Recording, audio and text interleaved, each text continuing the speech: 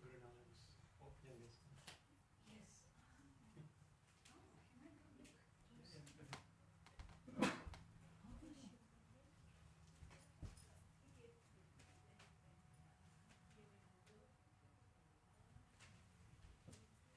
I go look? Mine? He looks like Shiva. Yeah, he is considered like an incarnation of Shiva. Oh, Krishna, Krishna. Wow, that's Oop. like rare.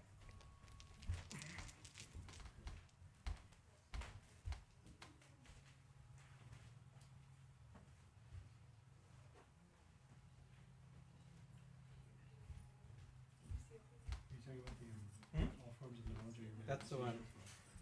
You found it. You're good. Let me see it. It's in the first one. So it's the first line. Vijnam Samasta Devi. Sriyam Samasta Sakala. Very good. Thank you. Which hymn is that from? It's from the Narayani Stupa. Oh, is it? I'll look in the beginning. It's at the very end. Thank you. Wow. Jayama. The moon-like face of Sakai.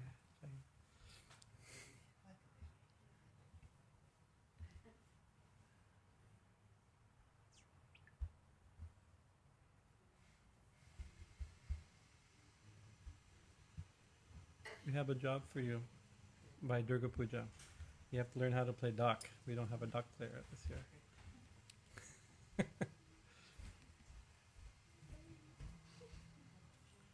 It's a required drum.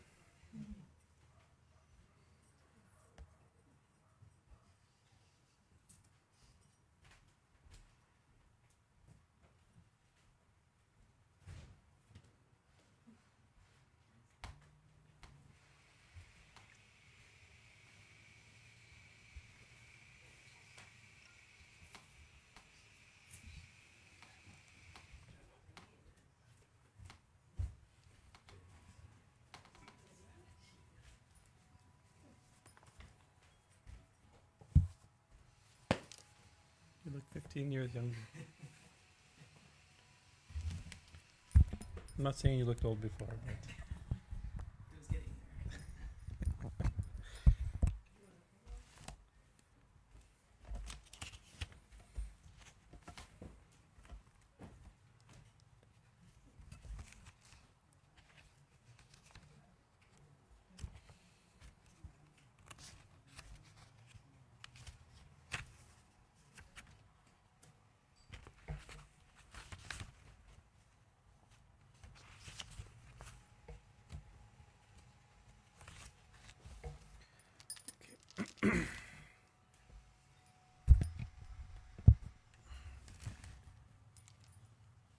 this isn't, I don't think.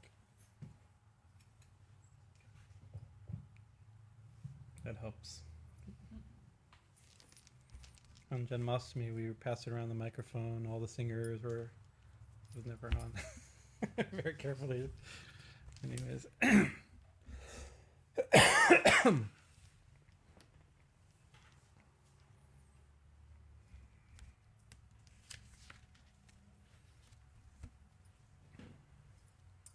Om Mangalam Gurudevaya Devye Matriksha Mangalam Mangalam Bhakta Brindevyo Sarva Lokaya Mangalam Om Stapakaya Chadharmasya Sarva Dharma Sarupine Avatar Varishtaya Ram Krishnaya Mangalam Om Sarashiva Samarambam Shankarachara Madhyamam Ashmarachara Prayantam Vande Gurum Paramparam Om Guru Brahma Guru Vishnu Guru Devo Maheshwara Guru Reva Param Brahman Tasmai Sri Guruve Namaha Shri Ganesha Sharada Gurubhyo Namaha Hari Om Tatsat. Jai Ma. Nice. Govinda. So we're picking up, I think we had a satsang last week, I think, right? So we are doing the divine names of Mother Kali, the Kali Sahasranama. And last week, which names? Nidra, Tandra, Parvati, Aparna, I think, right? These are the main ones, right? These are from verse 27. Names 199 on. Here we are. After all this time, We're only 200 names in. It's good to choose long texts that go on for years. There's always something to talk about. I have to generate a topic. So I'll chant the full verse. Aparna, no, previous verse. Shruti smiti mahavidya guha vidya puratani chint achinta swahaswara nidra tandra chaparvati.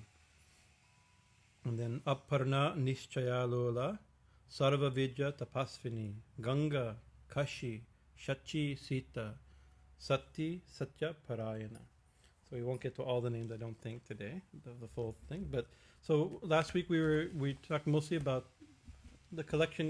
This cluster of names is around Parvati, and so while there's all these different ways to interpret each name, the grounding name is Parvati. These are all aspects. These are a part of the Parvati Leela. We mentioned Parvati is a daughter of the Himalayas, right? I mean, Parvati means a daughter, she who's born as a Parvat of the mountain born. It's a beautiful name for Parvati. Another name in the Nava Durga collection of the nine Durgas. The first one, Shailaputri. Same means, it means Shaila here means stone or rock or mountain. Putri means daughter. She was born from the mountain.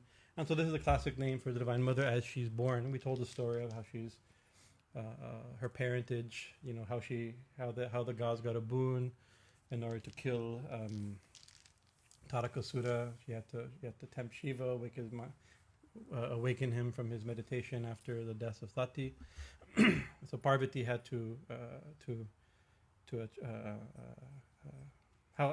in order for Parvati to get Shiva as a husband, one of the things she had to do, she had to go through a tremendous austerity, tapasya. And one of the names, actually the main name today, is Tapasvini, she who does tapasya. And that's her second name in this list is Brahmacharini, right? She's doing during her ascetic period in order to get Shiva as her, to attain Shiva. Because Shiva loves tapasya, and so the way she attains Shiva is through tapasya. So these other names, we interpreted a lot of these names in light of the Parvati Leela, and then one of the ways we're approaching these names is a little bit on the giving some light esoteric interpretation. Right, we can't go too deep because not everything's to be spoken openly, but kind of interpreting Parvati in the Chandi that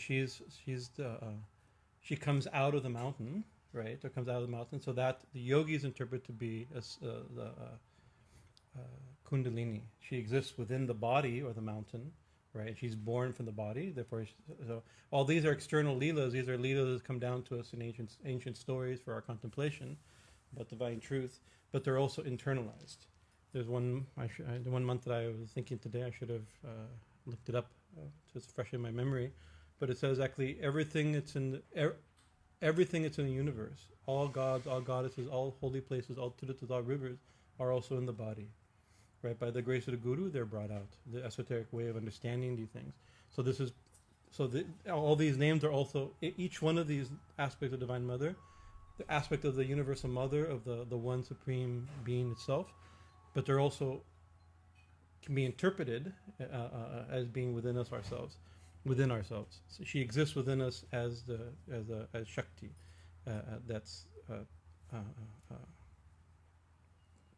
In our situation, she's trapped in the body, and Parvati is not trapped in anything, but we can see like that. We'll go on as we unfold these. Thank you. It was a little try. Thank you. Shall I try?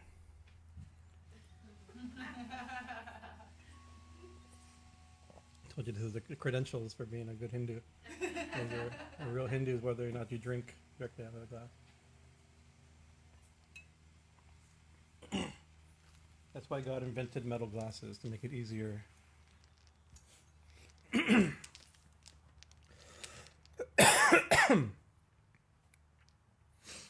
So last week we told all the elaborate stories of how Parvati had to be born, how she was born into the family of the Himalayas, and from a previous life as Daksha's daughters, like this, right? So, and then we began to talk this name Aparna. Aparna is another name for Parvati, and external meaning we talked about is that she doesn't even aparna without leaves. I'm not going to re-give the talk, just kind of back up to take a jump. So during her austerities, actually in the Amarnath cave in Kashmir, she was doing, first she was fasting only on fruit, like a typical Shivaratri fast, Falhari fast, and then it became only leaves, and then it became only fruit and leaves that fell from trees, not picked. And I mentioned this is one of the austerities that in the Bhagavatam, Krishna says this is the austerity for vanaprasthas. They take fruit fruit and leaves that have fallen already from not picked, because they want no karmic reaction like this. So she was doing that, and then she stopped even eating leaves that fell, and therefore her name Aparna, right? So it's a name as her doing her austerity fasting, right? And we gave a little bit a little different interpretation of Aparna, and then so that sets us up to the very nice name Nischala, and I think we talked a little bit about this name also. Nischala means that which is not movable, right? That immovable. So this is another name for It's another name for Parvati. It's another name for Himalayas, that which is amongst. For instance, in the Bhagavad Gita, amongst immovable objects, I am the Himalayas, right? I forget if that's the word used. Is that the word used? I don't know. Nischala. Look it up. among immovable. Usually it's among mountains, the Himalayas. Among immovable objects, I am the Himalayas, right? But Nischala also means the earth. It's another name for the earth. So it's again, she's Parvati, she's the earth, but she's not just the earth. Last time we talked, she's what supports the earth. Dharinidhara. The earth supports all of us, and she supports the earth, right? So underneath Muladhara Chakra, we gave that interpretation. So just catching up where we are, because that will give some background to today's names. So today's name, we have three names primarily. We'll see if we go further than that. Lola, Sarva Vidya, and Tapasvini. And sorry I didn't print. Last week we had, maybe you have a few people still have the names. Lola, Sarva Vidya, Tapasvini. 204, 205, 206. Now, Tapasvini, that relates directly to Parvati. She's doing tapasya to get Shiva as her husband. So she did tapasya. So we can talk about tapasya. What does that mean? What does it mean when the Divine Mother or God's doing tapasya? We do tapasya to attain God. What does God do tapasya to attain? It's a strange thing to say, but we'll see. So I was going to point to a picture of Shiva doing meditating. Who is Shiva meditating on? We meditate on Shiva to attain Shiva. Why does Shiva have to meditate, right? And I would just point you to this picture of Shiva, who is not Shiva. It is Shiva, it isn't Shiva. This is, behind me, this is a picture of Baba Sri Chand, who is considered by many to be an incarnation of Shiva. And today is Sri Chand Novmi, the day after Radhastami, right? And this is considered his birthday. And he was I believe, the youngest son of Guru Nanak, right? The founder of the Sikh religion. And Guru Nanak, please forgive me, it's not fresh in my mind how many children he had, but two of his children, against his desire, became sadhus. No parent wants their kid to become sadhu. That's how. And you see the Sikh lineage is a grihastha path. It's not an ascetic. It's a disciplined path, but it's not an ascetic path, right? And so two of his sons, I'm forgetting the other son's name, and he founded a kata. I think it's called the Nirmala. I think it's Nirmala Kata. I'm pretty sure. I may get this wrong. And so you see them. They dress they look like Sikhs, but they dress in orange. They have the turbans. They're 98% Punjabi. They're but they're renunciants, but they're Sikh renunciants. They also have the same symbols. They'll carry swords. They're like this.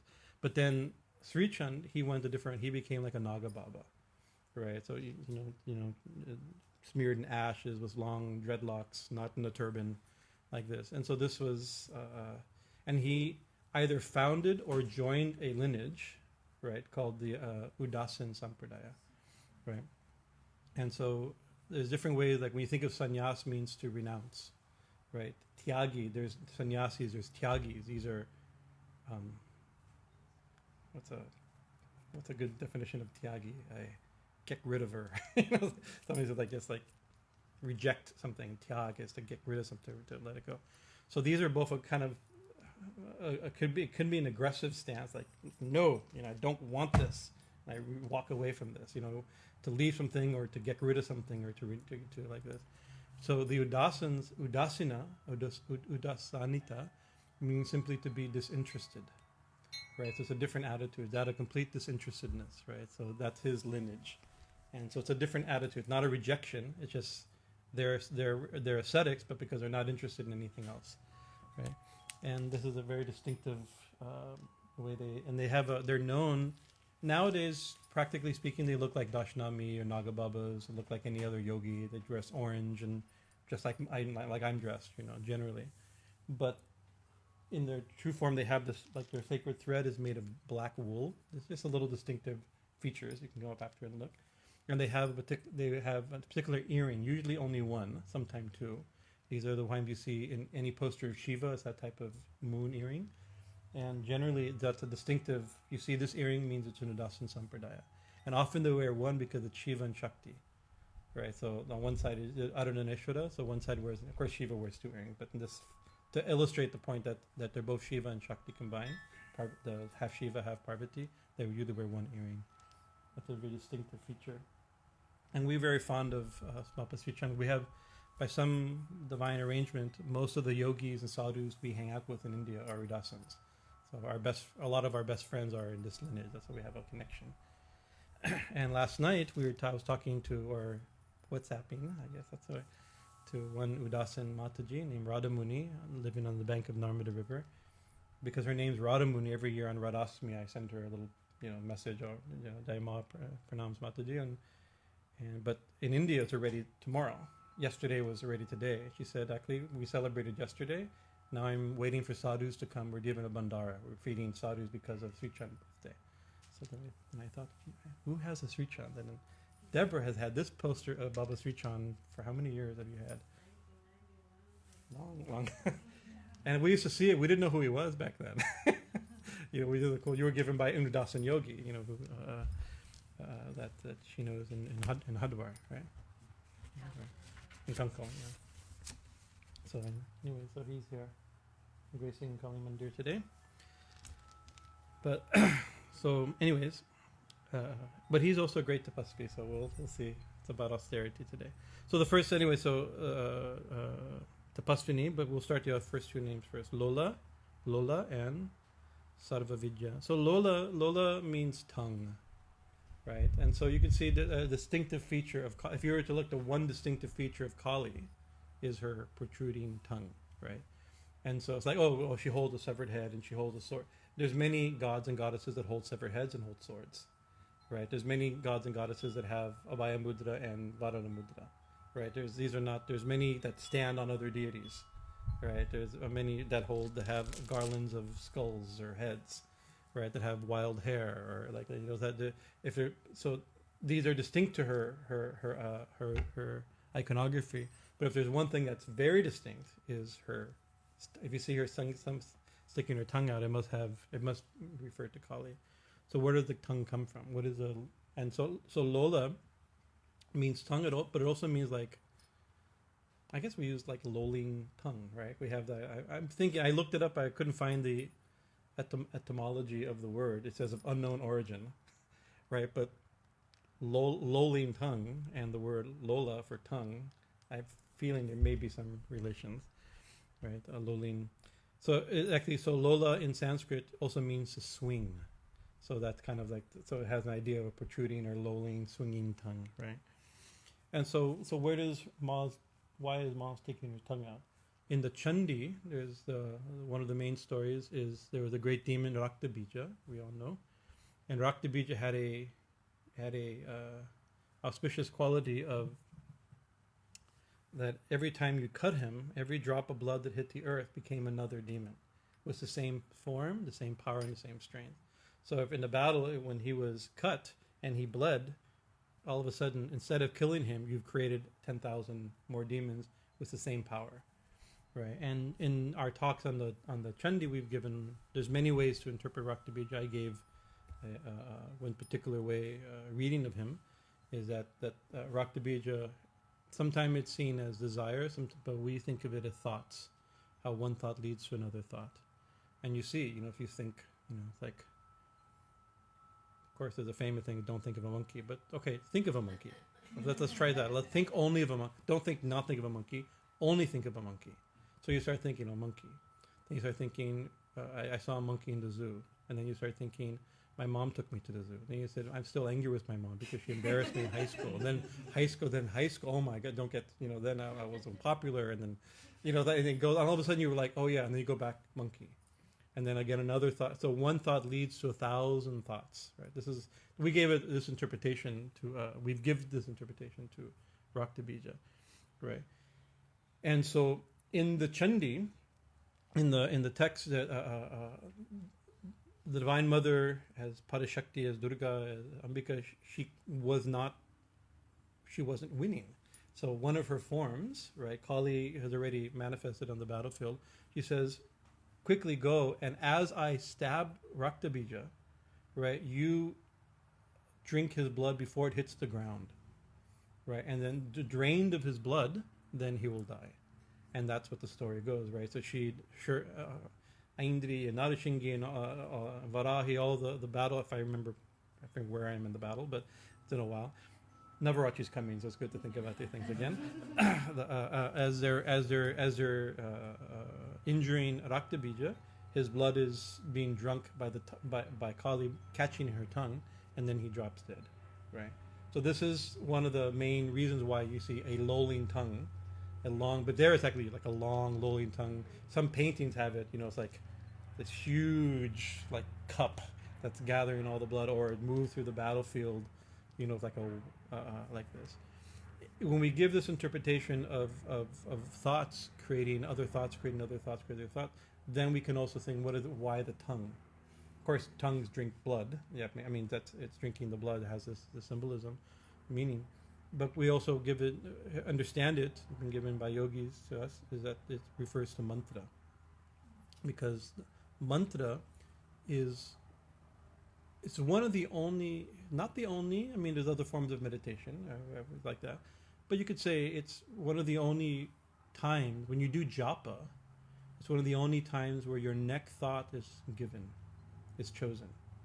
Right? When you think of something, let's meditate on a monkey, right? You start thinking of all these different thoughts about monkeys, right? And then at least other thought like that. But in japa, you think, like to say the word monkey. Of course, I wouldn't suggest doing japa the word monkey. As an example, let's just take another example. Say Shiva or Krishna or Kali, right? Let's get off monkeys for a second. Hanuman. Let's say Hanuman. We'll point to two things. So you think Hanuman. You Om Hanumate Namaha. Om Shri Hanumate Namaha. Right. The next thought is also given. Om Shri Hanumate Namaha. And the next thought is also given, Om Shri Hanumate Namaha, right? Where if you're thinking something, the next thought is, you can try to think of one thing, but you're going to think of 1,000 things, right? In japa, you're thinking only one. Of course, it's not easy to do. It's pretty soon you start thinking. It always goes back to trauma. I wasn't popular in high school, no matter what it is. Always going to go back to that. Maybe that's just me. I don't know. But Hanuman to high school, I don't know. I love it. Can go that way.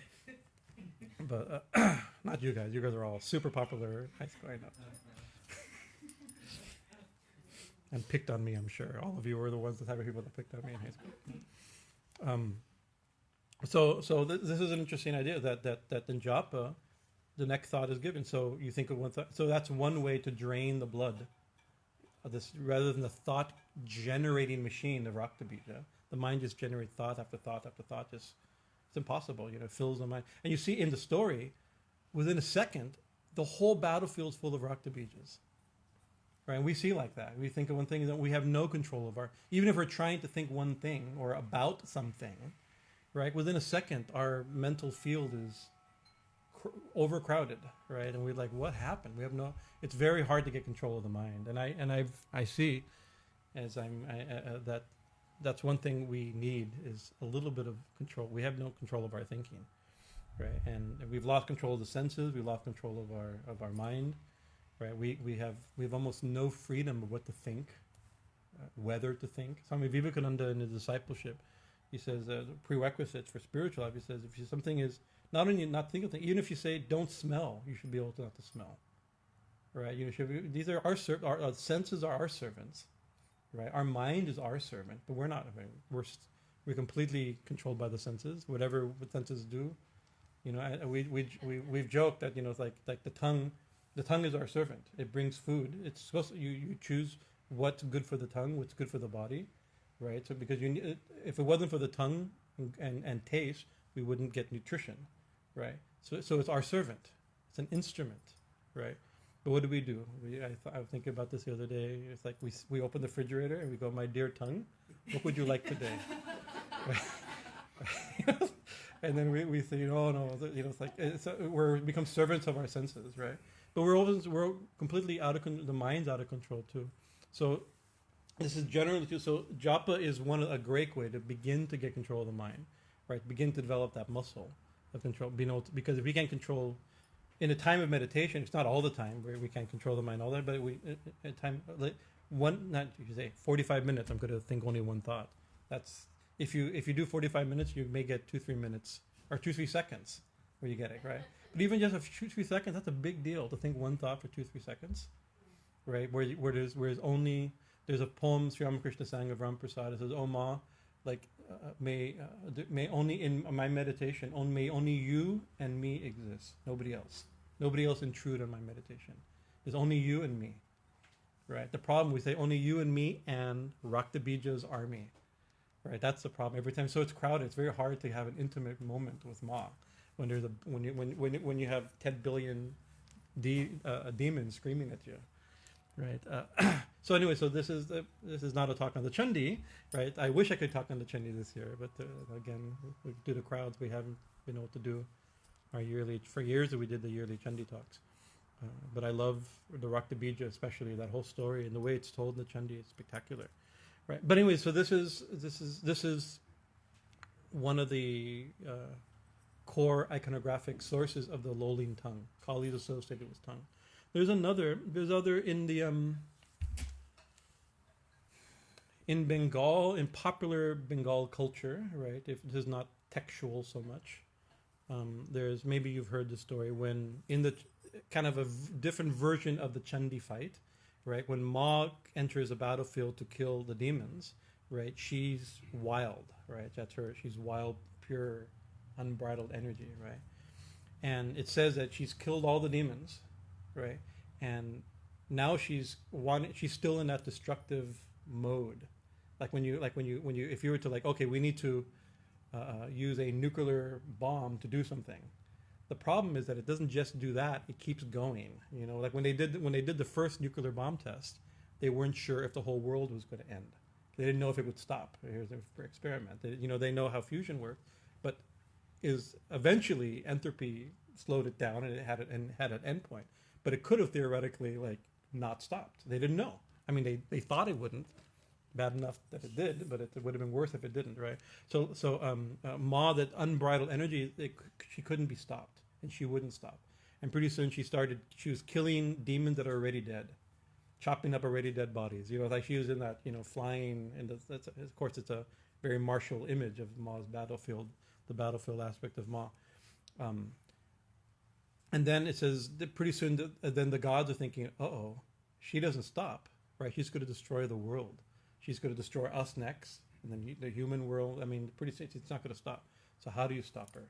So in this story, it's not from the Chandi. This is a kind of a oral tradition in Bengal, especially Bengal, and maybe some text I don't know, where it says that Shiva laid down amongst the corpses. So you see Shiva's laying down like a corpse, right? There's other symbolism for why he's a corpse, but in this story, he lays down amongst the various dead bodies that she's stomping on, right? And in the process, she stomps on Shiva, and realizes that's a different feeling, right? That this is my husband, right? And and out of shock and surprise and bashfulness or not the word shame or embarrassment, she bites her tongue, sticks her tongue out and bites her tongue, right? And so that's another. Very often, if you ask, very common. I have many Bengali Bengali families come. The kid, mommy, why is Kali sticking her tongue out? This is a story where mommy will tell. That most often when mommy will tell the boy or girl, right. But in the story of the Chandi and in the story of Ma, it's not this. This is not It's whether or not that mode is not out of like Ma's not in her bashful.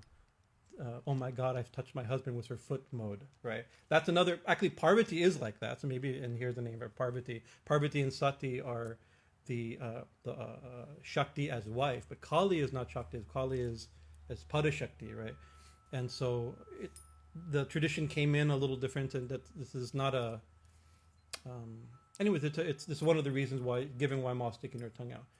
But there's historical reason that connects the two points. There's this particular form of Kali is Dakshina Kali, right? In our classes on Kali Puja, when we talked about the Kali Dhyana mantra, the Dakshina Kali Dhyana mantra, we told a little bit of her source. And practically, historically, this image, this form of Kali that now has become so popular is not that ancient. Kali is very ancient, but Dakshina Kali, we think tongue sticking out, garland of heads, sword, hands like standing on Shiva. This Rupa as Dakshina Kali is, some people say 200 or 300 years old. It probably goes back 500 years. It's around the time of Chaitanya, right? And in the same area of Navadvip, there is so actually many traditions sprung out of Navadvip area. This was the intellectual and spiritual hotbed of it was a place of pundits and scholars and tantrics also, right? And so around the same time there was a great tantric named Krishnananda, and he composed a text called the Tantrasara, and Tantrasara collects. It's where we get most of the mantras we do in puja, or the dhyan mantras that describe that Ganesha has a head of an elephant, a big body, his temples are swarmed by bees. The dhyan mantras, a lot of them come from Tantrasara, right? The form of Kali, Tara, Soroshiva, Vaneshwari, Dashmahadvijas all described in Tantrasara. And so some say he may have composed them himself, or he may have collected tantric lore of the time, or that area was a hotbed of Shaktism, right? And so he collected into a major text of tantric dhyan mantras and puja mantras. And so it's said, and we talked about this already in tradition, that Kali at the time was not a popular deity in Bengal, right? She was worshipped in the jungle tradition. She was a tribal deity, right? And then she was also worshipped amongst tantric lineages, initiatic lineages, doing secret practices, right? They weren't the popular Hindu goddess of the mother goddesses that are worshipped in homes and in temples like that. And so, but this was his deity. He worshipped Kali, Krishnananda. And so he did. He prayed, "What's the form that you can be worshipped by? Can't say normal people, but you can be spread among society. Normal people don't worship her, definitely. But how can you spread among society?" And so she appeared in a dream, if I remember properly. Swami Ambikananda today we were talking about this. And he appeared in a dream. She appeared in a dream and says, "I'm going to come to you. The first person you see tomorrow, right? That's going to be me, right? And you'll get a hint from that, right?" And so the next day he got up and he went out, did his prayer, and he got out and he saw, and it says, a girl dressed in a red sari with her hair down, Muktikeshi, right? And Santal I think is right. Santal is a lower caste tribal community of that area, right? And she was putting cow patties on the wall. You know how to you've done it. It's very important. If you have ever, my friend Chaitanya Bhagavat, who painted a lot of these deities, he used to said, if you haven't put the cow patties on the side of your house, you haven't lived. You're not even a human being. That was his that's a real. Pretty cool. But anyway, so she was doing like that, and because she was not covered properly, and her hair was down, which is usually not how you present yourself in public. And when she saw him, so the story goes, right, she was a little embarrassed, and there because there was a strong, especially for the time, class and caste distinction, right? She was a Santal woman, and he was a Brahmin Pandit of the time, right? And that out of embarrassment, she did stick her tongue out like this. So the story goes, right? And then he said, this must be the form that Ma wants to be worshipped in. right? And so that she was long, unflowing hair with her tongue sticking out. So it's interesting that is that story, where it was like I think was kind of perhaps grafted onto the Chandi story, where Ma stepped on Shiva and stuck her tongue out, perhaps like this. That's another aspect of the tongue sticking out.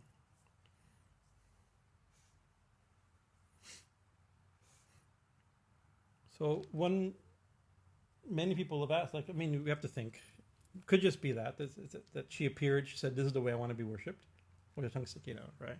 And the Chandi, she has her tongue, lolling tongue, right?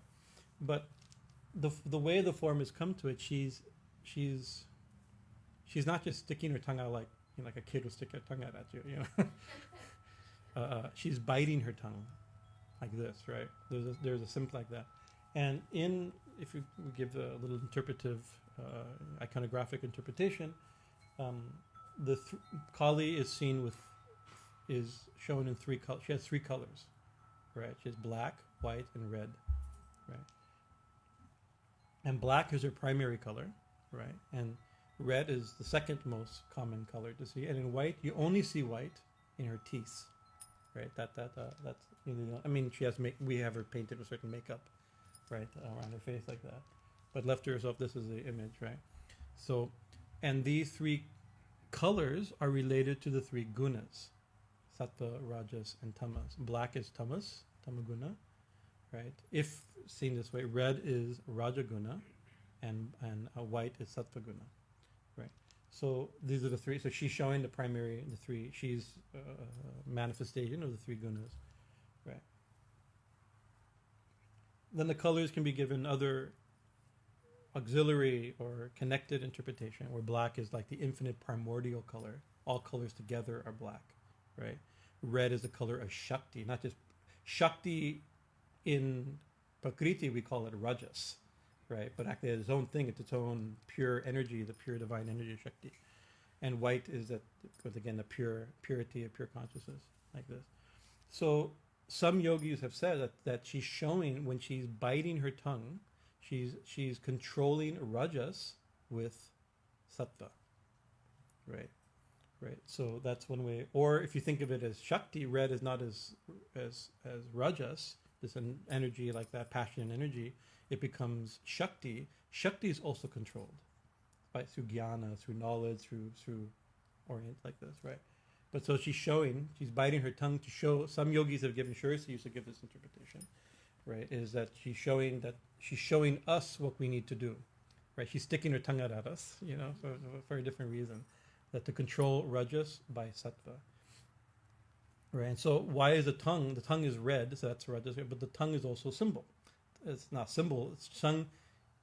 In iconography, everything means something, like, you know, big muscle means strength, right? I can't show big muscle means strength, you know, whatever it is, you know, many eyes. I mean, you can see like that. So a tongue it's emblematic of something for a reason. So what does the tongue control? Like in it says, Jiva Goswami, Rupa Goswami said that one controls the tongue. One can control the tongue. One can take disciples everywhere. What does this mean, right? The tongue is our speech, right? Our tongue represents speech, obviously, our words, right? Tongue represents taste, eating, food, and tongue represents sex. We use it for eating, for speaking, and for sex, right? And so by sattva guna means we can control these three, then we can hopefully transcend, right? So that's perhaps this is another meaning. What she's showing, if we were to think, what are you showing us by biting your tongue? Every time we look at her, she has her tongue sticking out, right? So this is one way. So also, remember, because lola means protruding, that means lolling tongue. Lolling also has the term of swinging, uncontrolled. When something just swinging, that's a lolling thing, right? Is that okay? Okay. But here, she's not just has her tongue sticking out, she's biting her tongue, which means she's controlling. That which is usually uncontrolled, she's showing it controlled. She has control over that which is uncontrolled, right? So perhaps we have many things uncontrolled, represented by the tongue, perhaps, right? And due to undisciplined Shakti, or what we call Rajaguna, passion and and that type of thing. So that's an interesting. Yes, this one name because in the middle of this whole thing there's just Lola. Yeah. There's all these names and then Lola is there. So lolling tongue, right? And then today itself, because of we're talking today, we're telling stories about Baba Sri Chand, and we're remembering the great Udasan yogis we know. One of which is named Brahm Rishi, the great Siddha Purusha for sure, and he was the head of the Udasan Sampradaya. He was like the Pope, the Acharya, right? So there's 10,000 sadhus underneath him. He's that type of controller, And the Mela, this is a very big deal. And then he met a tantric guru at a place called Jwalamukhi, right in the Himalayas. And he went to initiation into into tantra, into the Kali tantra. He's a devotee of Kali, and the person said, "How can I give you? You can't be a disciple. You're the Pope. You have 10,000 people who worship you." Right? He's like people have his picture. Like they morning puja, they worship. He's a very important. A lineage holder. The patriarch of a tradition, acharya of a tradition. So he said, "Okay, I give it up from your disciple." So he left. He gave up the seat of the head of the Udasan Sampradaya. He's still very much respected, and he's one of we're saying he gets his own tractor when he goes. When you've seen the melas, or the big gurus are on tractors on silver thrones to be carried to the mela to take bath. He gets one of those. He's given his own camp area like that, but he's no longer the acharya of the sampradaya. But he stays at a place called Jwalamukhi, is what a Shakti Pitam, and Jwalamukhi means flaming mouth or flaming face, right? And it comes from Ambikananda. I've never been there. Swami Omananda and Swami our Guruji Swami Omananda and Swami Ambikananda went a couple of years ago. They went a yatra into the Himalayas, and there out of the mountain is tongues of flame are coming literally out of the rock. Just flames are coming out, and they've never been stopped. They said that kings have tried to put it out. It was metal plates, and they couldn't go out. But there's something about tongues of flame, and one of the names Jwalamukhi means flaming mouth or flaming face, right? And flames are often, we use the term like a tongue of flame. We use that even in the Bible. The Pentecost, tongues of flame came down during Pentecost, right? And there was a spiritual awakening in the disciples of Jesus after his death, right? So and so you go to the Himalayas, and out of the rock is coming flames, tongues of flame, right? There's not a better symbol of Parvati being born, coming out unsheathed, or coming out as a symbol of Kundalini, coming out as stone, coming out of earth. She's earth, and she's Shakti, and she's a tongue. I think perhaps there may be some connection on this day, remembering Jwalamukhi today. Lola. Name 205 is Sarva Vidya. Get that.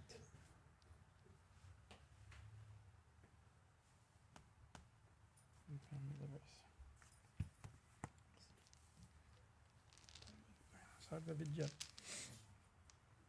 So Sarva Vidyaye Namaha. She who is all knowledge, all forms of knowledge. Vidya means not. Vidya, we translate often Vidya as science, right? And so and that's a very common way, especially it's like the time of Swami Vivekananda, and that era that would have been very common to translate Vidya as science, right? And so you end up like Yogananda, Guru, writing the science of self-realization, or the science of holy science.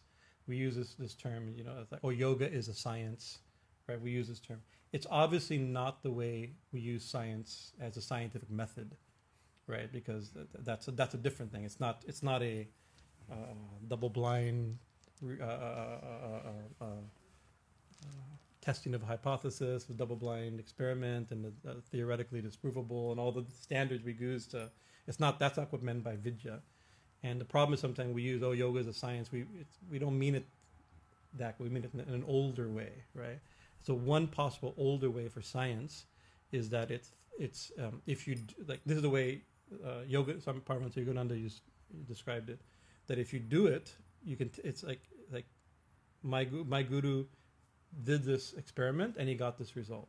If you do the experiment, you can also get the same result. It's theoretically testable. It's not to the same standards as a scientific study, obviously. So it's using the word lighter or differently, right? So sometimes so vidya means a method, an experimental method that you don't have to take my faith for it. You can self-try. You don't have to have faith that yoga works. Do it and see if it works. You try meditation, try pranayama. You yourself can see the benefits that are claimed in the books and claimed by the teachers. You can practice and see, but you have to practice correctly. So therefore, the vidya is not just a claim; it's a methodology. Maybe we use protocol in the modern. If you follow the protocol, you do this step by step as the system, then you would get this result. That's probably the closer to the way they used it. So vidya has that meaning. So for instance, there's puja vidya, right? Like the system.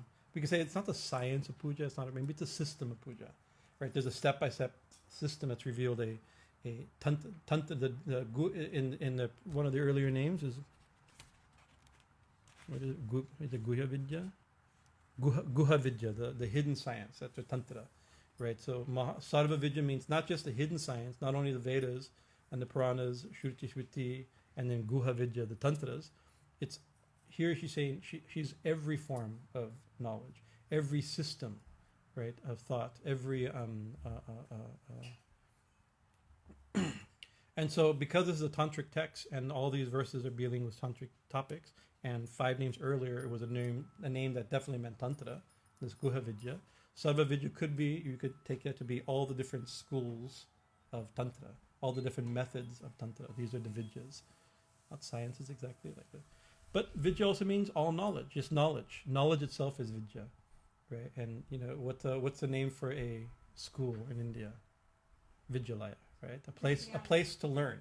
So vidya could be learning. That's probably a better another way of saying it. Rather, is like a system of learning or a place of education.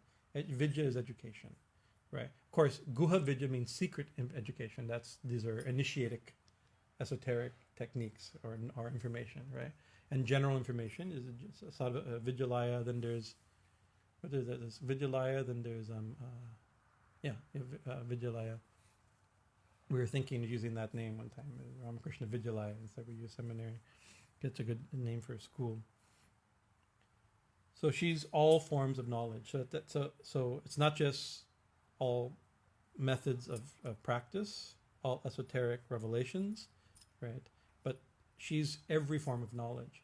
And so if she's every form of knowledge, she's not just sacred knowledge, right? We have a distinction between sacred and secular, right? We have religious studies.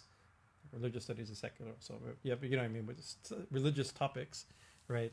And then you have way lower science, math, astronomy, biology. These are it's like Hinduism generally doesn't have that same bifurcation as developed in other historically in different parts and different. But I think this name definitely doesn't hold that every form of knowledge is her knowledge. So all knowledge is sacred, right? Just like I've told the story before. There is a black, very elderly. She's already when I heard her like in the Colbert Show or something like that, and 15 years ago on the Super Late Show, and he was a guest musician. Maybe Cecil White or CC White, one of these is a R&B singer. It was very popular in the 70s and 80s, but still she gave an incredible, belted out an incredible song. And then in the interview, he was interviewing her, and she used to be she grew up in the church and was a gospel singer, right? And then she switched to R&B, to secular music, romantic music and popular music. And then her career, of course, took off naturally. And she was saying that her parents and her minister and her church said, now you're singing the devil's music. Before you were singing God's music, now you're singing the devil's music, right? And I told the story before, talking about Bagalamukhi, right? But I'm relating it to here also. and she says, "Honey, the devil don't got no music." That was her. I remember the line is, "The devil ain't got no music," something like that. You know, it's like music. It's not the most sublime. It's not the same as gospel. Gospel music is a different category for sure, but no music is all music is divine, right? So similarly, it's not there may be a stratification of higher knowledge. There's Padavidya. I mean, there's even word like Padavidya, supreme knowledge, right? You can't have the word supreme knowledge if you think all knowledge is equal.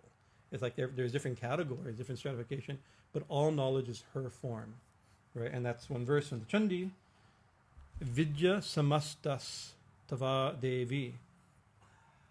All vidya, all forms of knowledge all of them are your forms. There you Vidya samasta tava devi bedaha striya samasta sakala jagatsu twayaikya puritam abhayaitat. I haven't practiced, sorry. Kate sriti stavya para paroktihi. This is all forms of knowledge are your manifestations. That's the line, right? O Devi, and all women, today we have mostly women here, all women are your forms, right? By you alone is this world filled. Right? That's a very important, because that's if you're the only thing here, the only one here, then every form is your form, and every revelation or every way of studying it, every approach to it, it's only the topic is actually only you. It can be directly, people we study about Kali. We're right now we're studying Kali, not astronomy, right? But if you're studying astronomy, it's only the topic is still only her, right? Maybe a little bit from a little distance or a particular form, but it's still only her. All forms of knowledge are your manifestations, O Devi, and all women are your forms. By you alone is this world filled. How can we praise you who are beyond description? Right? You can't even conceive of who and what you are. So Sarva Vidya.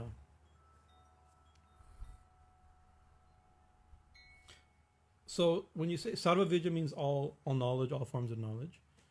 And so Vidya also knowledge, it means learning, it means science, it means art, right? It means scholarship, like scholastic scholarship. So we all these are respectable divine things. Sarva, when you say all, there's a secondary kind of echo to that term, which means essence, right? When you say everyone's the same, obviously, if we say, oh, we're all the same, we're obviously not all the same, right? We're very different, actually, right? But when you say, oh, we're all the same, that means there's an essence. That means you're pointing to an essence behind the differences, beyond the differences manifestations. That's the same, right? So Sarva Vidya could also mean, and this is how some commentators have meditated on this line, is that it means the essence of all knowledge, the essence of everything, Sarva Vidya, right? Or to know the essence of everything is Sarva Vidya, right? To know everything is, you know, you're the essence of everything. So then the question is, if there's an essence that can be known, right, how to bring it out, right? And then this is what sadhana is, to bring out that. We mentioned a few weeks ago this Puranveya, the ancient knowledge that we already have, how to bring it out. So 2 names, Lola, Sarva Vidya. What time is it now? We're doing okay. So, so the name Tapasvini, and I thought I was going to talk about this name now 4 weeks ago. We finally got to it. I wrote my notes 4 weeks ago, so we'll see. I'm looking at them fresh after 4 weeks. We'll see what comes up. We'll come up with Tapasvini, she who performs austerity. I mentioned this is a name for Parvati because she did austerities in order to attain Shiva, right? So that's the simple meaning. So this name Parvati is Shailiputri, Brahmacharini. These first names are all that, right? And so what does tapas mean? Tapa means to burn, right? It means heat, right? Or to generate heat is tapasya. That which creates heat, or that which burns, or like this. And Actually, when you say like, oh, we're being burned by the world suffering, the word there is tapas. If you use these terms in Gita and the like, right? But tapas is also the Upanishad. There's the very famous the Taittiriya Upanishad. There's a famous line. I like this line. Adihi Bhagavato Brahmeti. So the disciple goes to the guru, Brahmanishta guru, knower Brahman, and says, "Sir, teach me Brahman." Right? We go to the guru, teach me about God, teach me about the absolute. We would say, teach me about Ma, teach me about God, like that. Brahman, the absolute, the supreme, right? And then his answer, Tapasya Brahma Vijnasyas Vijinasya. I'm sorry. Tapasya Brahma Vijnasasva. My tongue is tripping. With tapas, you should inquire into Brahman. Right? So how do you teach me about Brahman? How do you do it? The answer is through tapas. Inquire into Brahman. Tapas is the method of inquiring into Brahman. Tapo Brahmeti. Then he says, tapas is Brahman. So this is not just like, it's like, skipping a meal or something. Tapas is Brahman. We have to think what this tapas means. Sa tapo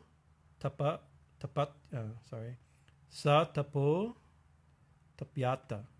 And then that disciple, he performed tapas. Right. So tapo brahmeti. So by tapas, inquire into Brahman.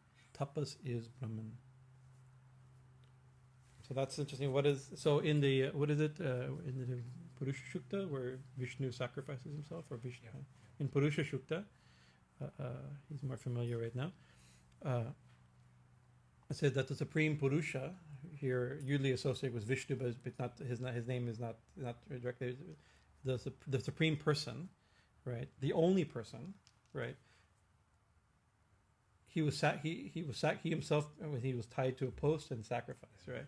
And from that created the world. I'm super oversimplifying, right? So by the person, his sacrifice of the supreme person creates the world, right? That's a theme brought out. There's an incredible commentary of Swami Krishnananda on the Purusha Shukta that goes into this brilliantly. There's a very important text and very important commentaries, but Swami Krishnananda, Swami Shivananda disciples, I think is the shining in this age of commentary on this text. You have it there? Or? Mm. But that's from the Purusha Shukta. Again in the Upanishad, in the Chandogya Upanishad, Ekoham Bahu Swayam Praja Yeti. Right. Ekoham, Brahman itself, the supreme person, the one thing says, Ekoham, I am only one. Right. But then what did he say? Syam Prajayati.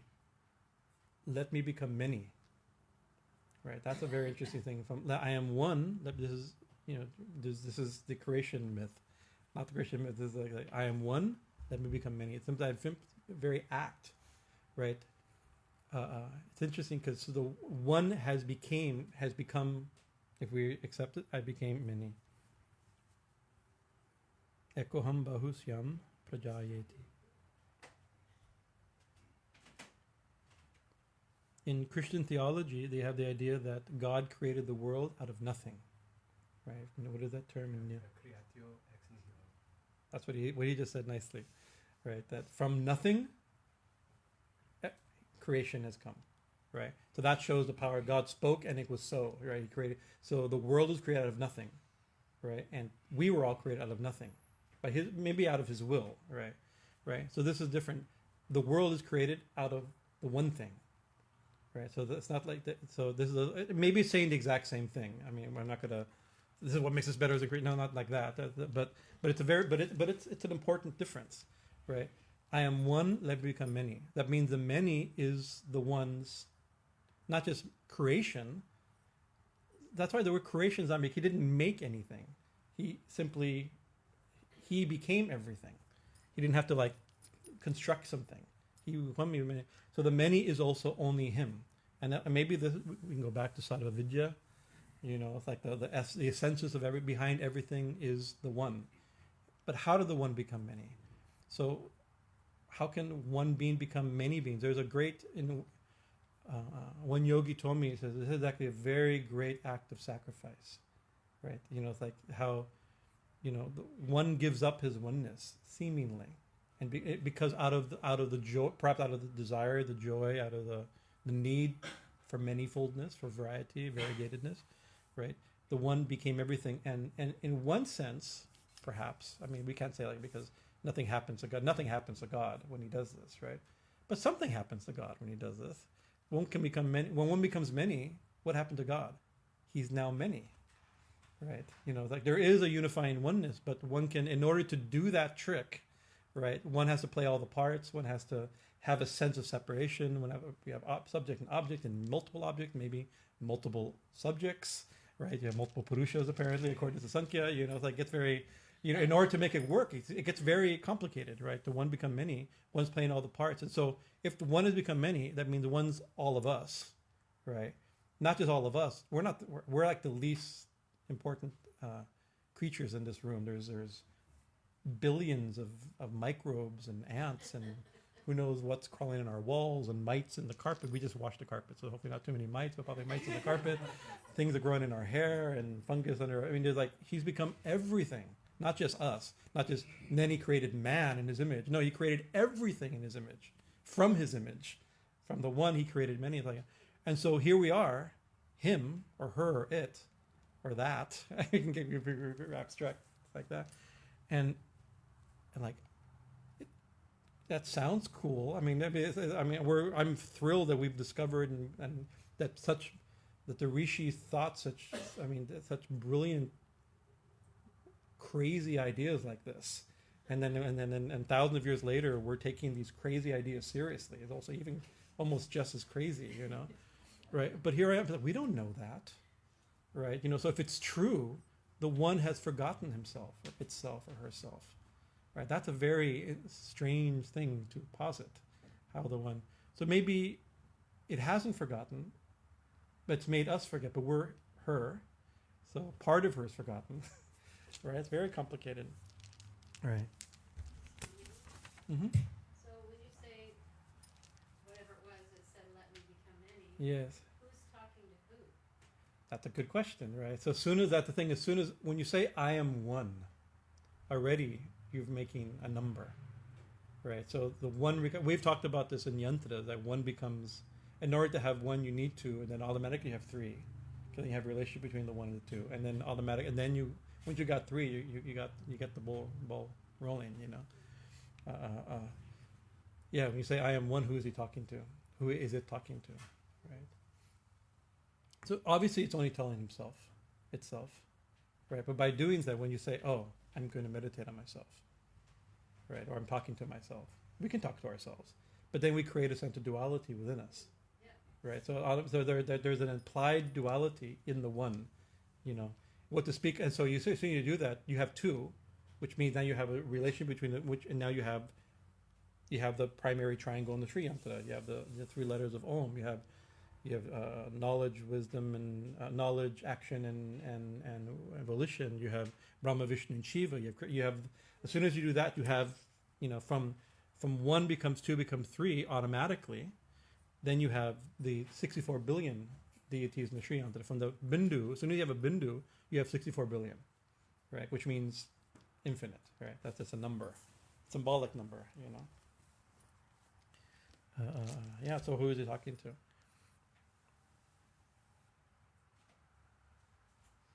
And then once you have the sense of many, once one becomes many by a great act of sacrifice, right? Perhaps, right? Then what happens? As soon as you have two, you have conflict, right? Isn't it? You have two, you have conflict, you have struggle, you have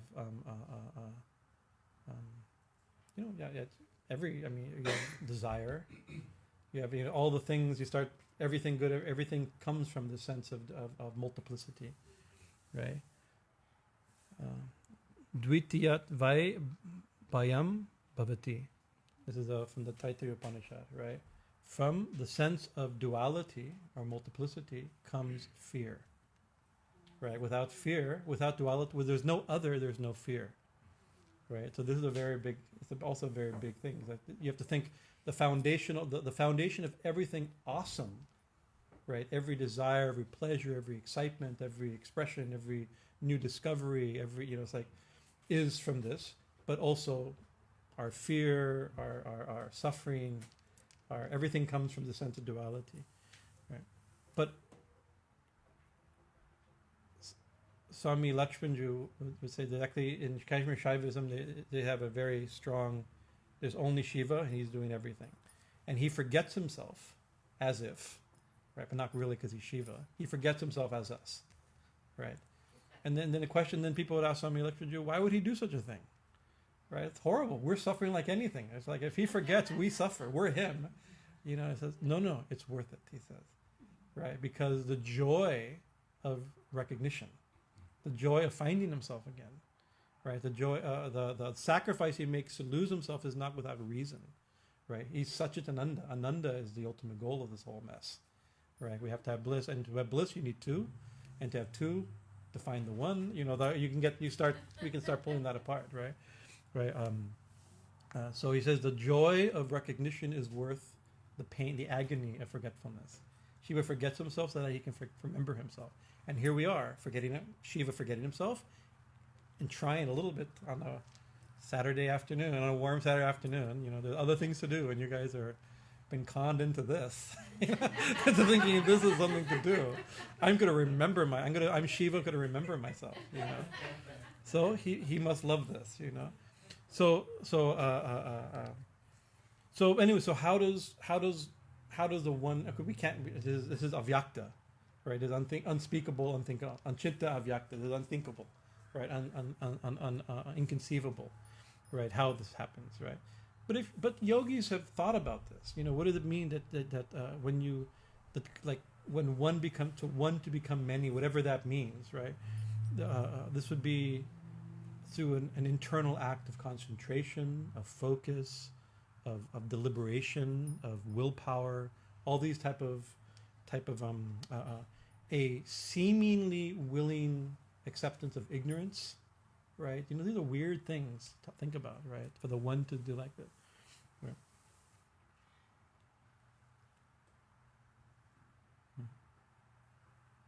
So such actions, right? When you take when you take something that's its nature is infinite and unbounded and undistinct, and you start giving it distinctness, shape, personality, multiplicity, you start giving like that and focus, right, by directing attention and concentration and willpower and all these type of things that we can pull these ideas out of this idea. Let me one, I am one, let me become many. Let me be many.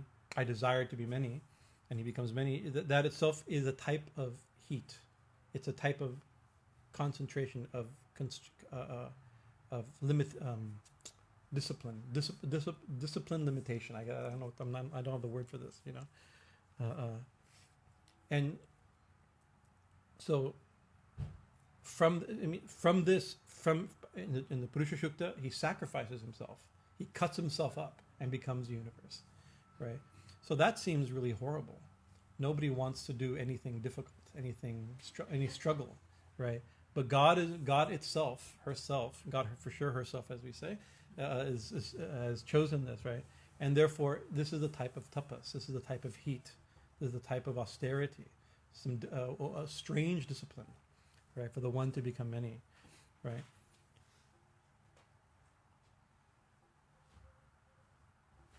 But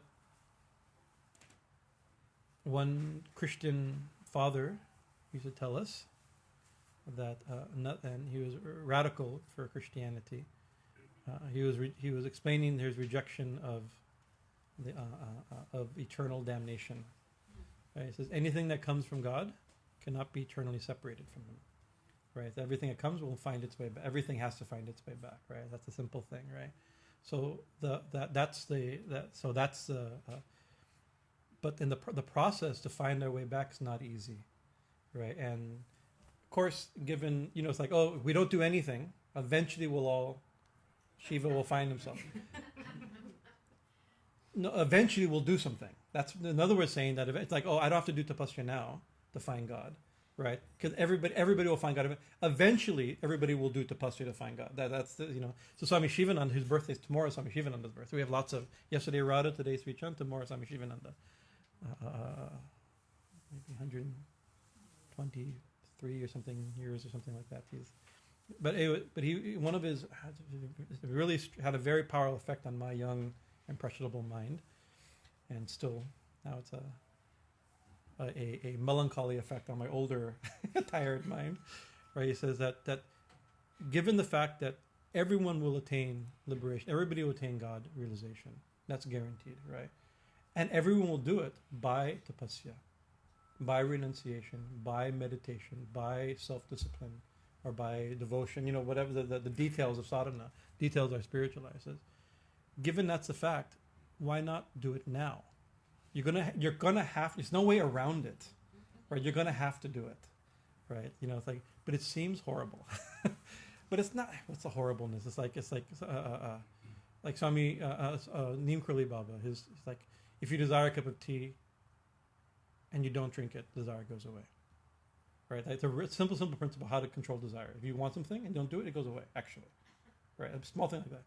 But no, that's life denying. How would I give a cup of tea? That thing's horrible. What type of religion would stop somebody having a cup of tea? It's like, okay, have a cup of tea. But the methodology is not that difficult. It can be great ascetics like Baba Sri Chandu's birthday.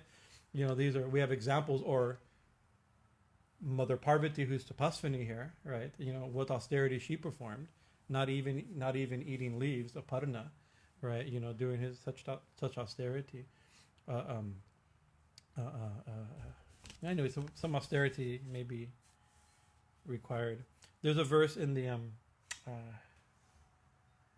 what is it, from the, must be the Durga Suktam, that tam agnim varanim, that's agni from Durga Suktam. Tam agnim varanim tapassa jwalantim. This is just one line of a Tam agnim varanim tapasya jwalantim. So this, a simple reading of it, this is the external, the sentence structure, is that she, the tam, she, he refers to Ma Durga, the agni varanim, she's the color of fire, right? Tapasya jwalantim, right? And she shines like Jwalamukhi with tapasya, with the fire of austerity. This is a very important. Durga Shuktam is one of the great Vedic hymns of the god. A very, of course, the goddess is throughout the Vedas and hidden in lesser forms, right? In Durga Shuktam, it's overt, her nature, right? Devi Shuktam, Durga Shuktam. She is like, so simply, what color is Ma? She's the color. She shines a color of fire, right? Shining with tapasya, with the heat of austerity, right? Then, to finish the verse, it says, she's beautiful, she is to be worshipped. She's the bestower of fruit of actions. O Goddess Durga, we take refuge in your feet. We bow to the raft of swift crossing. By worshipping Durga, this is the rest of the verse, right? But for tapasya, this name, so this is the name for the Divine Mother, is Tapasvini. And in the Durga Shuktam, here is this one line. Tam agnim baranim tapasya jwalantim. Now, if we pull this verse apart a little differently, or a little bit, not differently, a little bit word by word carefully, right? So the subject is Durga and her qualities, right? So tam, she, Durga. Agni means fire, means for fire, right? But Agni has another meaning, where we get the word fire. Agni, now it means fire. That could be, Agni is a deity of fire, but Agni is more than fire. Agni is agragami, means that's where we get the word Agni from, which means that which goes ahead, right? That one who goes ahead. So this, the way the yogis have interpreted is like whatever the mind, wherever you go, wherever the mind goes, she's already ahead. Wherever you think, she's already there. Whatever you go, she's already there. This is that word Agni, right? Varanam. So she's a color of Agni, color of fire. Varanam also has that which is Varnana is Varana, which means that which explains. I'm giving a little bit. Unfortunately, a long time ago we talked on one verse on the Devi Gita, where we spent a lot of time. This is many years ago. We spent 2 hours on this verse. So I'm not going to do that again, right? But Varuna just mean color, means that which explains or praises or like this, right? So basically saying that Para Brahman, that the Divine Mother, is all pervading. Like Agni means all pervading here. She's everywhere, right? Everywhere you go, everywhere you think, she's there. She's hidden everywhere, and by tapasya, she shines, right? You see her. She's revealed by tapasya, right? So in the another great list of holy names, the Devi Lalita Sahasranama, Chidagnikunda Sambhuta, from line 1. I only know, it's very bad. I used to know a lot more, but now I know exactly one verse from Lalita Sahasranama by heart. Sri Mata, right? That auspicious mother. Sri Mata Maharajini, right? She's the supreme queen. She's the empress of the universe, right? Sri Mata what's the next line? Srimhat Simhasaneshwari. She sits upon a lion throne. She sits upon a lion, right? But actually, a throne means a lion. Shinghasana means a throne of a god is a Shinghasana, but it also is a lion throne. And the goddess, very ancient, she's always on lions. It's a symbol of the Devis. Where is the throne? Chidagnikunda Sambhuta. She exists. It's in the fire pit of consciousness, right? So that's very interesting, right? And what does she do there? Devya Karya? What is it? My brain. Samanvita, right? From there, she does the work of the gods, right? This is the first 4 names or 5 names, right?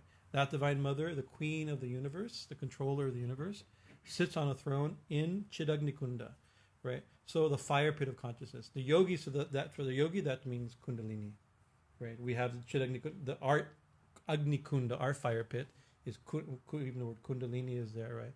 So, but it's a fire pit of awareness of consciousness, right? But in this verse from the Tamagnim Baranim Tapasya Dvalantim, right?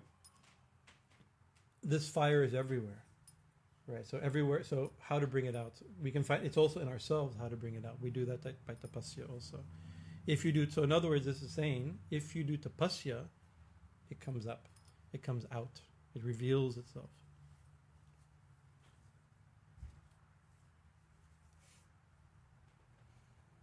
Any questions? I'm just talking in circles about this. I'm just vamping on the term tapasya. I like this term, but. You talked about tapas. You talked about tapas we need. Mm-hmm. What does that imply? Again, you say? Tapas we need. Oh, so she who does, like yogini, something like that. Yeah, she's done so because in the story it means she's fasted and done all this austerity in order to get Shiva as her husband. So she's Right. now beyond tapas. She has already. Yeah, or she is, but also here because this is she. Remember, we go back to a interpretive principle of the names. These are describing her as her qualities. She who does this, but it's also describe. But she is these things. She is tapas. So she when we do tapas, that's her, right? But also she is this fire. That's you could say one sense her tapas is creating the world, and her tapas is revealing herself, right? And so we can do this also. We can help in this, right? Also, another use of the word tapas is just the suffering of the world is called tapas. It's another thing, right? So what's the suffering of the world? Just the world of duality is. I remember years ago I asked Tushta Krishna, our friend Tushta Krishna, says, Tushta, how you doing? Another day in the world of duality. In other words, what that means, it's a world of struggle. Tapas. The world is full of tapas. We're being burned all the time. right? Not just by fire and heat, and we're being burned by desires, we're burned by other people, we're burned by unfair legal system, whatever it is, we're being burned by something, you know, right? So in the Gita, what time is it now? See if I, 3 minutes to 6:30. 3 3 minutes to 6:30. minutes, but it may go more than 3 minutes. We'll probably extend there. But actually, we can maybe next week we can talk a little bit about this. In the Bhagavad Gita, in the Bhagavad Gita, in the second to the last chapter, I think, chapter 17, right there. It's interesting. Lord Krishna. He's responding to some questions of Arjuna, of course, but he summarizes spiritual activity into 3 categories, to 3 things, right? Our sadhanas are 3 things: yajna, right? Yajna, tapas, and dana, right? So is sacrifice, austerity, and giving of gifts, charity, gifts, right? And when Arjuna's questions like, should they be renounced? Should it be done? Krishna gives all. In the final, in the 18th chapter, he begins. They know that you have to do these things without attachment. He gives methodology, but it's all. But in a certain sense, the sadhana. There's so many sadhanas mentioned in the Gita. He mentions every category of different types of sadhana: in breath, the out breath, this, you know, amongst. Anyway, so many you know so many types of sadhanas are described, clarified, and authorized in the Gita, right? But in the final second to the final chapter, he gives a summary of, really it boils down, spiritual, divine, Vedic, spiritual actions. Dharma is the 3: tapas, yajna, and dana, charity. And you can see if you to analyze your spiritual practices, right, they're going to fall into something. They're going to fall into one of these 3 categories or multiple categories. Right? What do we do? Our japa, among sacrifices, I'm japa. Right? It says in the Gita, right? Or charity, because like that. We offer our food. We're doing puja. These are sacrifice, right? I'm going to be a strict vegetarian. I'm going to be a vegan. I'm not going to eat onion and garlic. I'm going to give up this for Navaratri. That's tapasya. Right, or I'm going to put my hand in the air for 12 years. That's tapasya. There's all kinds of tapasya, right? Right, and so also, Krishna, we will maybe next week we can read some of these verses. He describes because these are important. So each one of these are described in. We have for tapasya we have what is it? What austerities? What disciplines? Which practices of self-control? What are the categories? The jurisdictions. You know, the 3 jurisdictions. There's our speech, our actions,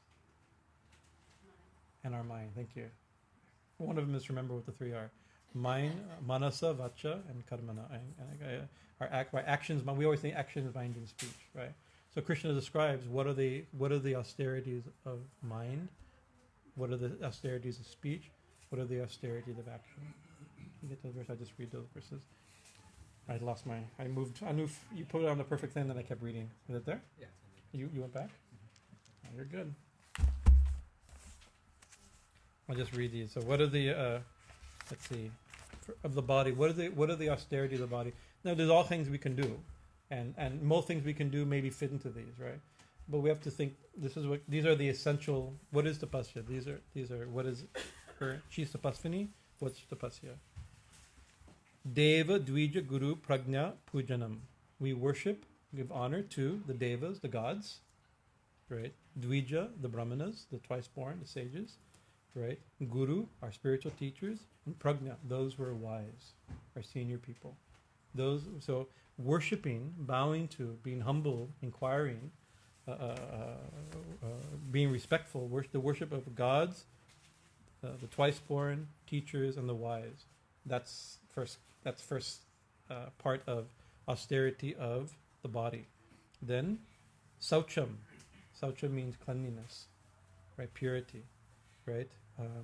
Arjavam, uprightness. brahmacharyam, sexual control and purity, ahimsa, non-violence. These are said to be the austerities of the body. Right? Body, then, what's after body? Speech. Right? What body is speech? I won't read the Sanskrit. That which causes no excitement. But it's very interesting that this is the first austerity.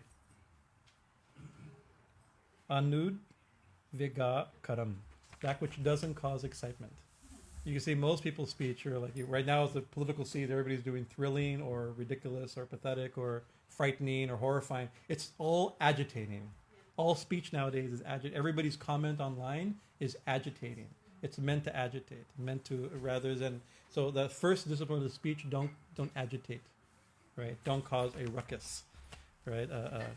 No excitement. This is not being boring. That's what, you know what I mean by not aggressive, not purposely.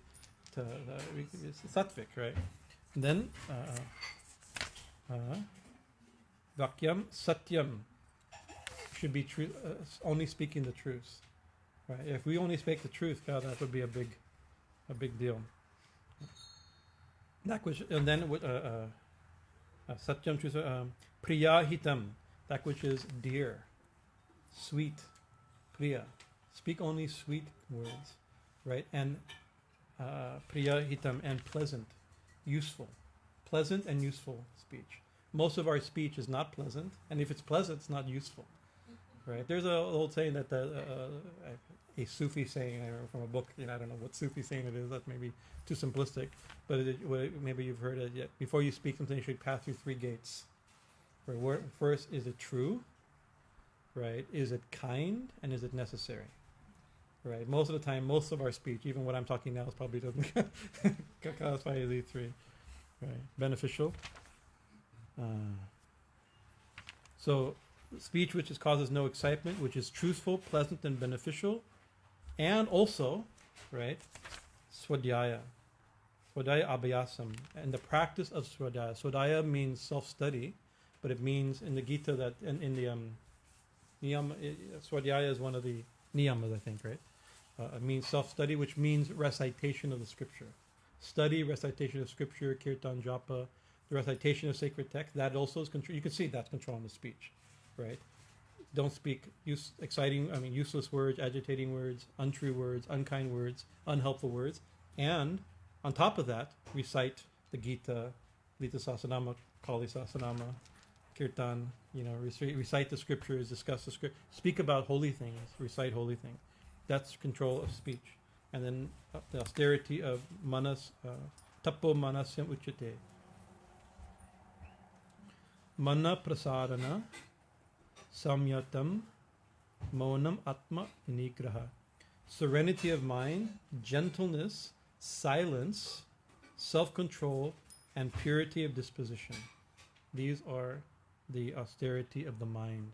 It's interesting that I had always thought that, I would think that silence would be an austerity of speech, right? But it's listed as austerity of the mind. And I have minimum experience. Of course, Baba Haridas, who spoke so many years controlling with no speech. There's a great Moni who left his body last year or 2 years ago. Darcy is 1 year coming. Anyway, Baba Haridas, 50 years plus, he is not speaking, right? And I've watched so many, because people would always, at a public function, one of the questions, whatever text is being discussed, and people ask questions, and then he'd write his answer, and usually one of the questions is, why aren't you speaking? So I heard him give many different answers, but one of the best answers is, it keeps me out of arguments, right? It's a very good answer. But in my very limited experience of taking like 1 day or 1 day a week vows under Guruji's suggestion, we did like this for some time. It's very interesting because the mind runs riot. It wants so much to express itself. It's not speech; it's the mind.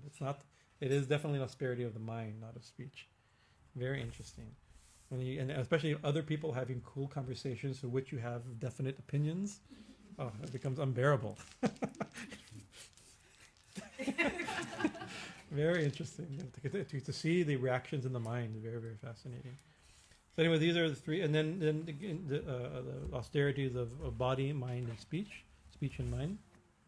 Then Krishna also describes these three are also in the categories sattva, rajas, and tamas.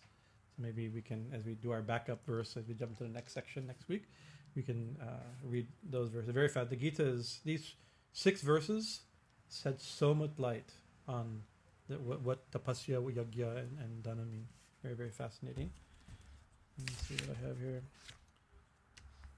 So we'll leave it there. Any questions or comments? No, thank you for your kind attention and your tapasya to sit, listen to a long, exciting talk on tapas. It's mastapasya, yeah.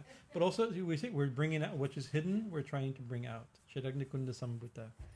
So, Jai Mam, Jai Baba Sri Chand, Raji.